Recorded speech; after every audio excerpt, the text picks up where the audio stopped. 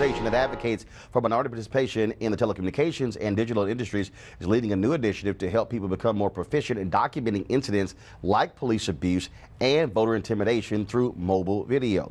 The Santana Initiative is named after this young man, Feidin Santana, who used his cell phone to record the April 2015 fatal shooting of unarmed black motorist Walter Scott by then North Charleston, South Carolina police officer Michael Slager. Santana's phone video went viral and helped result in murder charges against Slager, even though the jury ended that in a mistrial. Slager did, though, plead guilty to federal charges of violating Walter Scott's civil rights and is currently in prison. A coalition of 11 groups are involved in the Santana Initiative, including the International Black Broadcasters Association, the National Black Chamber of Commerce, the National Congress of Black Women, and the Rainbow Push Coalition. Joining us right now is Kim Keenan, President and CEO of the Multicultural Media, Telecom, and Internet Council, who is spearheading the Santana Initiative. Also on our panel, Rena Shaw-Barara, who joins us. Of course, she's a Republican political strategist and consultant. Dr. Cleo Monago, behavioral health and cultural analyst. Amber J. Phillips, co-host of the Black Joy Mixtape podcast. Let's start with you, Kim. First of all, when did y'all decide that this is what you wanted to launch? How long has this been in the works? This has been in the works for over a year. We came out with the Santana Initiative, but to activate it, we had to get the FAQs, we had to have the legal research, we got pro bono help from Aiken Gump, and we have researched the law of videotaping in all 50 states. So if you go to the FAQs at our website or at the websites of any of our partners, you will find the instructions and the law for your jurisdiction, because generally speaking, you can tape someone. And of course, we've seen the examples where cops have tried to shut people down, threatening them with arrest if they actually videotaped it. We might recall the Eric Garner case where the young man was taping it and they were telling him to turn it off. And so the cop who killed Garner, he's still out. That guy was sent to prison on some other charge. And see, that's the key. You know, for years we've been saying these things have been happening, and it's been like, well, you know, we can't believe that would happen. But now we have video, now we have body cams, now we have all these other devices. But all of us have the power of video and sound, and it's something that, you know, in the 60s we needed a television camera, but now we've got a phone. And again, we've shown many of these stories, and you know, I've had some people say, look, I mean, how many times are y'all going to keep showing these stories? How many times are you going to keep leading your newscast off with this? And I'll say to those folks who are white or black, as long as black people keep getting screwed by this. I remember the one story we showed, and I'll try to pull a video up in a second, 2 young black men walking down the street in Philadelphia, and they were just minding their own business. Cop says, well, who are you talking to back there? The guy said, I just said hello to the guy. The cop then says, no, you didn't. Grabs him, throws him up against the car, and luckily he's rolling the entire time on his camera. That's the only reason we knew it happened. Otherwise, it would be the cop's word against theirs, and they would never, ever be believed. Never.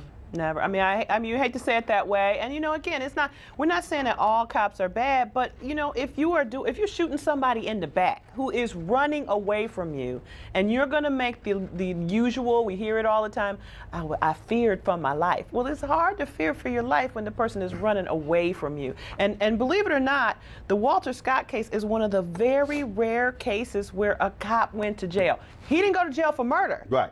Now, he got a life sentence for what he did plead to, so that's as big a victory. You know, if you have anybody on here who does this, they will tell you that even with videotape, the cops don't go to jail. Go to our panel here, Rena, again.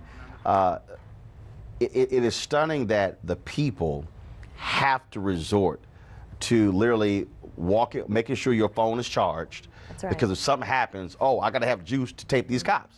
Gotta have juice. I mean, bottom line, and I don't care what anybody says, we can't trust the police because we know a lot of them lie.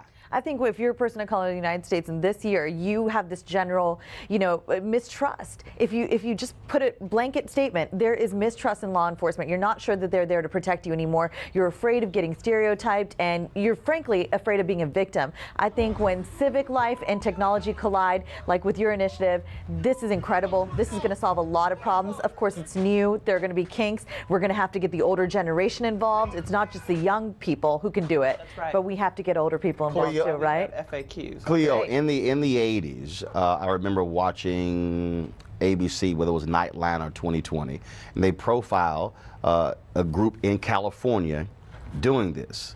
Now, granted, it wasn't mobile. They had the huge VHS video cameras, and cops were angry then. And we see it in Chicago, where the cops have said, we are not going to police because, oh, we're afraid of getting videotaped. No, you're afraid of doing something wrong. I'm excited about the Santana Initiative. We already have seen, as you mentioned, tons and tons of video of people being killed. But I hope that the community, I'm talking about black folks, wake up and realize that we have this Holocaust going on. That's what I hope is the outcome of what you're doing, because this has been going on, as you've heard me say many times to others on this panel. I used to be working law enforcement, and I quit because I couldn't deal with the carnage of young boys with their heads bleeding or coming in body bags. And this was a long time ago. I'm probably the oldest person on this panel. Don't say nothing, Roland. But other than that, I'm just affirming that you're correct. But anyway, the point I'm trying to make in all seriousness is that this is great, and I hope that, and I'm glad that Santana's being affirmed, because there was some attempts to sideline him and marginalize him, as they always do, make him a bad guy. Right. So this is great. Congratulations. Yeah, and I think it's also too important to mention that the people who are recording the cops as they cut corners, as they circumvent this system, are also being arrested. And what does this mean for their safety and protection? How are we going to make sure that they have jail support, that they have connections to lawyers and resources, because they're also being victims of this system for documenting the truth. That's what we're also seeing time and time again. Website again? Website is www.mmtconline.org. Weekdays on TV One. I will never lie to you. Oh my God. Roland Martin. He doesn't want to talk to us. He wants to ignore us. Uncensored. Hell no. That ain't gonna cut it, boo. Unapologetic. No, that is fundamentally false. You are wrong. He Unfiltered. wants an America where we all look alike. He ain't talking about black people. Unrelenting. You better go work out, because you got a fight on your hands. NewsOne Now with Roland Martin. Weekdays at 7 a.m. on TV One.